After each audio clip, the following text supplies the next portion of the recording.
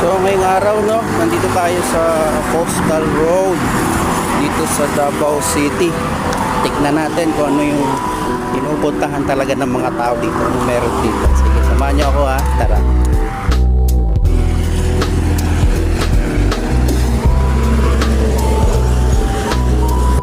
Maganda po rito sa Coastal Road,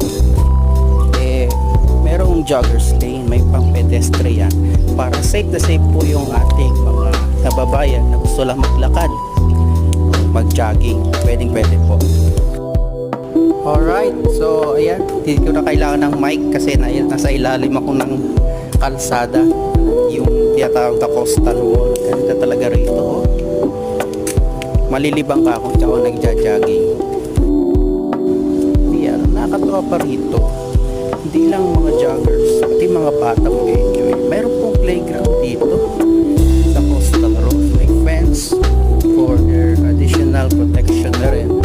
And mayroon. Yan, ito ay sinasabi ko sa inyong playground.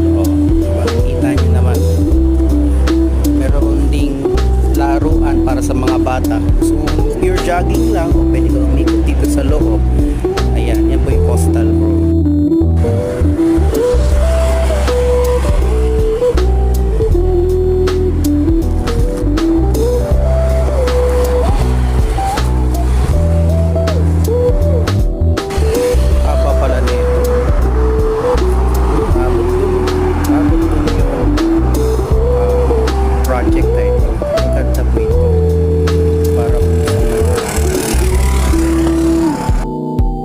Well, masarap paglakad dito.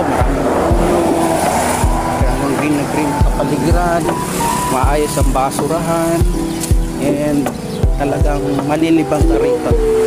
Ikaw ay gusto mo lang magpapawis. I wonder kung ilang steps na ako ngayon dahil kanina pa tayo naglalakad. May appointment ako, alas 2 pa daw. So, pasyal muna tayo.